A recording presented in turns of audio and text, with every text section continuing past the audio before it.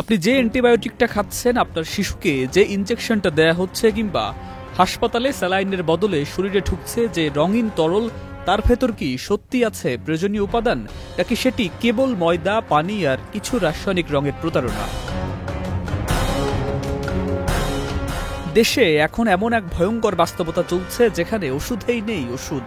চিকিৎসকের প্রেসক্রিপশন অনুযায়ী নিয়মিত ওষুধ খেয়ে মানুষ সুস্থ হওয়ার বদলে আরও অসুস্থ হয়ে পড়ছে। যেখানে ওষুধ হওয়ার কথা ছিল জীবন রক্ষার প্রতীক, সেখানেই বাংলাদেশের বহু মানুষ আজ ওষুধ খেয়েই মৃত্যুর দিকে এগিয়ে যাচ্ছেন। রাজধানী থেকে মফস্বল এমনকি প্রত্যন্ত গ্রামেও ছড়িয়ে পড়ছে নকল ওষুধের জাল। এসব ভেজাল এমন নিখুঁতভাবে তৈরি যে শুধু খালি চোখে চেনা অসম্ভব।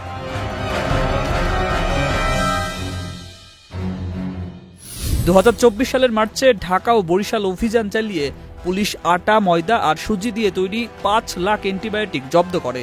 ধরা পড়ে এক সংঘবদ্ধ চক্র, যারা প্রায় 10 বছর ধরে চালিয়ে যাচ্ছিল এই ভয়ঙ্কর প্রতারণা।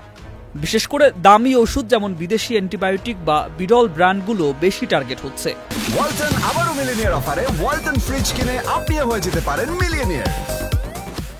ওষুধ দোকানগুলো কম দামে কিনে বেশি লাভে বিক্রি করছে, আর সাধারণ মানুষ প্রতারিত হচ্ছেন সস্তা পণ্যে।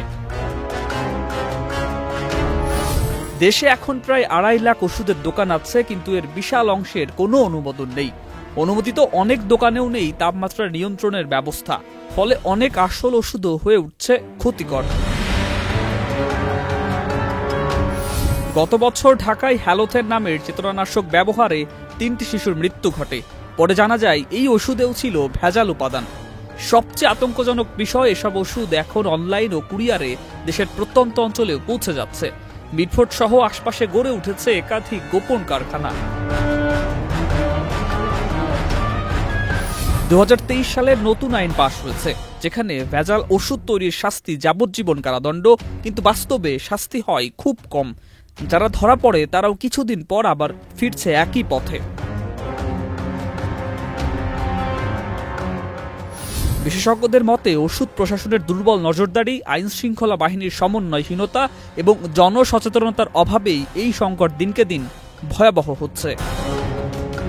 এই ভয়াবহ বাস্তবতা থেকে মুক্তি পেতে হলে এখনই চাই কঠোর আইন প্রয়োগ, সরকারি উদ্যোগ ও জনগণের সচেতনতা। না হলে হয়তো চিকিৎসার জন্য দেয়া ওষুধটাই হয়ে উঠবে মৃত্যুর কারণ। সুকান্ত সরকার, চ্যানেল আই।